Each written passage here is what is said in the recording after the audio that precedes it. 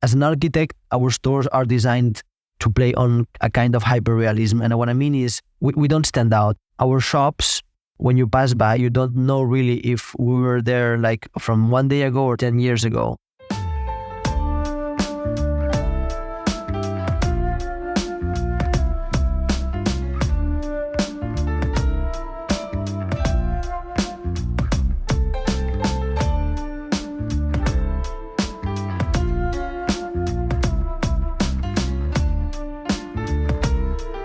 Welcome back to the 5THWAVE podcast, our first new episode for 2024. I'm Jeffrey Young, Editor-in-Chief of 5THWAVE. In today's episode, we're speaking with Yassir Rais, the founder and CEO of Spanish specialty coffee business Syra Coffee. Founded in Barcelona in 2015, Syra Coffee has grown rapidly in recent years and now has an impressive 43 sites across 7 cities in Spain, as well as a formidable B2C roasting business. In this conversation, Yassir explores the inherent relationships between design, architecture, and specialty coffee, and shares his mission to democratize great coffee by making it accessible and affordable to all consumers. Welcome, Yassir. Thanks a lot, Jeffrey, for the invitation. I wonder if you could share a little bit of your background and what inspired you to start Syra Coffee. I founded Syra Coffee in 2015. My background is I'm 30 years old, so my background is I'm a former architect. So when I just finished my studies, I was a lot into coffee. So I think there's like strong connections between design, architecture, and specialty coffee as a way of taking care of every single aspect from farm to cup, let's say. And so our main mission then, that is like the same one that we have now, was to spread and to democratize good coffee through, like, firstly, which is our core business, small coffee, takeaway coffee shops. So very small units spread it in a lot of neighborhoods based in Barcelona, and then outside Barcelona in Spain. And then our e-commerce that is complementary to this activity. All of this connected with a layer of technology that connects one to another, making like an omnichannel brand. Now, did I get my maths correct? You're now 30 years old. You would have started that business when you're around about 22, 23. Exactly. It's just when I finished my degree of architecture, I decided to build like literally the first one that was in a small street called Siracusa. That's why the name of Syra, it's like a short version of Siracusa. I built it myself, did like a kind of intuitive like proof of concept of 2.5 years, and then decided that we should just grow and replicate that experience. So we went neighborhood by neighborhood in Barcelona until we arrived to the shop number 13. Then we decided to go outside because we had a lot of customers of our e-commerce that were asking. And then at the end, like now we are like these 43 shops are spread in 7 cities in Spain. But yes, everything started when I was 22. So I didn't have like any professional, let's say, experience between my career and building Syra. So where did you get your entrepreneurial spirit from? Clearly at 22, 23, setting up a coffee business. Where does that come from? In the family? Are there entrepreneurs? My both parents, they're like both doctors in microbiology. They built their own like laboratory, let's say. It's not really in our roots in the family to build businesses, but yes, to create things. I think that this spirit comes from the fact that I'm the second generation of immigrants. So my both parents come from Morocco. And I think like this culture of effort that teaches me, it's what's really just led me to mix this aim of creating something and to work as much as possible. Incredible. I wonder if you could give us an image of the stores and the vision that you're trying to achieve at Syra. What would people feel when they go into one of your stores? Every single store should, in a kind of way, answer to the neighborhood where we open, no? Because of course we have like a playbook of how to design a shop, how to put the counter, etc. But in terms of materiality, facade, it answers to the location where we are and the target we think we will have. So it's completely different to open in an extremely gentrified neighborhood, for example, than in a very residential area. And we have Syras in both cases. So the image is finding a human-scaled shop. So it's, when I say human-scaled, is in terms of even that is not intimidating in terms of materials, of scale, of counter, of eye contact with the barista, with the position of the machine, with the materials itself, etc. Then having a very honest and simple menu, so we don't overcharge our menu with too much seasonal drinks or crazy things. So we go onto the classics with an affordable price, and this goes because of our model. So we have exceptional beans, but as we are B2C, we can offer an affordable price and a human connection with the barista.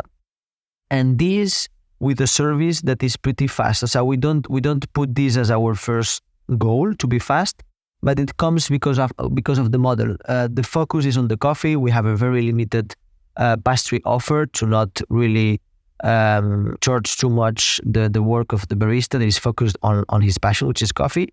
And then in 2 or 3 minutes, you have a nice flat white with a nice price in a nice location, and you can repeat these as much as you want in the day. And from a design point of view, as an architect, are you seeking to achieve different looks and feels, or is there a common handwriting across all the stores? There's 3 common things that are pretty similar. It's like position of the menu and presence of like a wood element. But then no, every single location is different, and this is made on purpose. The locations are not made different on purpose, but they are unique. So we don't design a location before having that location. It's not that we have like a playbook, which is like let's copy paste, right? We designed it with the soul we think this location had. So imagine if there's like already like a nice flooring or a nice lights or like wall covering, we keep it. We keep it because it's just nice to keep the touch that worked before. So it's more time-consuming work, but at the end, the customer could feel really the difference between a scene and another. Then of course, you have things that we repeat. The logo, the naming, the menu, the coffee machine, but the rest has to be different. Incredible. Well, 43 stores, 7 cities across Spain. What are some of the challenges you've faced growing the business, especially in those early days? I think the first one is to understand that growth is not linear. It goes like in steps, and this is very complicated to accept. So normally like this ambition of growth in terms of just finding this elephant in the room that no one sees, that is like just democratizing this product, made us think that this could grow, let's say, as a tech company, right? In terms of multipliers. But we tend to forget something very important is that we have a human aspect, a retail aspect, and the roasting one that makes you sometimes have to stop a little bit to just start again in growth. So the first challenge is just understand that this goes as a step, as a scale really in terms of growth, and it's not a linear one. Then there's like another that is my main advice, I think, is just analyzing well what is your ambition as a founder. And for me, any ambition is legit and is good to have, independently of having one shop or no shop or 1,000 shop. But understanding it and focusing it allows you a little bit to measure what will be your needs. And in our case, for example, when we took our first roastery space that was in an annex of the first shop, we didn't calculate it well. And we took a space of 100 square meter that for us was huge. But Jeffrey, in 6 months, everything was packed. It was a mess because it was too small. So if at that time, I was thinking just like a little bit more like cold mind, like let's really think what kind of space we need, we would save a lot of money. Just think a little bit more on the future. So that was our main challenge. And has there been any time it was almost like, no, this is not going to work? The specialty coffee scene in Spain, as I commented it like in the presentation in the symposium, the penetration of specialty coffee is harder in countries with already like a coffee culture there.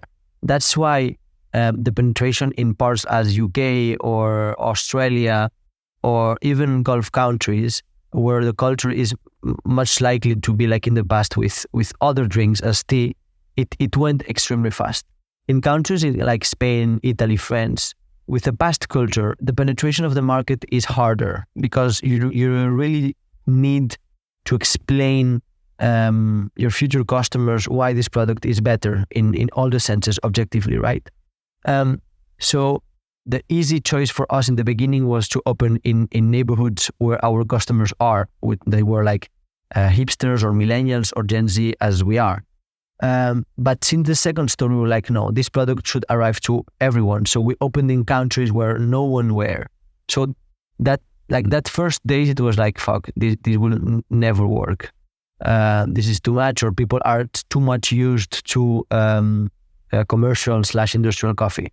So there's like a lot of moments when this happened, and also when we just bounced to other cities. When we went out from Barcelona to Madrid, I was extremely afraid, because you could think really, okay, it's gonna work. If we have coffee shops that are working in Barcelona, it have to work in Madrid, but it's not as mathematical as it seems. I'm fascinated by this concept of how do you make specialty coffee work in this very traditional market. It's definitely an uphill battle. It's been much slower to grow in many markets, clearly. Even Germany, Austria, Switzerland, Italy, France, these European markets that are very entrenched in their coffee drinking habits, and especially Spain as well. So I'm interested to know, is when you were that small business, you were getting these inquiries from other people saying, can you open one of these in our neighborhood? What do you think they were looking for from you? I'm a strong believer that the key of all of this is product. So, I mean, it's not only product, but the main reason why people need this is the product. Because if you say, let's put like a very objectively commercial or industrial coffee bean versus a specialty one, a single origin one, with a medium roast roasted by a specialty coffee roaster, and you do like a kind of blind copying, there's no way people will choose the commercial one. I said, this is like the first point. Then, the main part for me, I think, is like, as an architect, our stores are designed to play on a kind of hyper-realism. And what I mean is, we don't stand out. Our shops, when you pass by, you don't know really if we were there like from 1 day ago or 10 years ago. I mean, we don't stand out because we want to merge really with the neighborhood we're in. The only things that stand out is the quality of the coffee. So the thing is, people normally enter because of the facade, because they find it very interesting, and they try the product and they repeat because of the product, because at the end, the palate is king for us. So for me, like, the answer will be product and the consistency of it, which is the most difficult part. And so what about the kind of existence of chain concept? Are they successful in Spain, in your view, relative to your, specialty business? I think we are still in the early days of chains, or let's say the big guys of the industry are still leading this. I mean, even if we can call ourselves like a chain, I prefer the word collection, because this is like legit my architectural background. I think we are still in the early days, to be honest. I think we have a lot of things to do in a lot of interesting cities in Barcelona. That 7 cities that I mentioned goes beyond the big ones. So we are in San Sebastián, we are in Girona, we are in Málaga. And as much as we discover small and medium cities, we see the potential of specialty coffee industry in general. So I think the scene is quite dominated by, let's say, the big operators, and there's still a lot of things to do. And do you see a role for chains, whether it be the Starbucks, the Costas, the Café Neros, the Pret a Manger, etc.? What's your view on chains in Spain? It's quite polarized, because, to be honest, we have the example of Costa Coffee that tried to enter Spain, or at least Barcelona, and then they just closed, okay?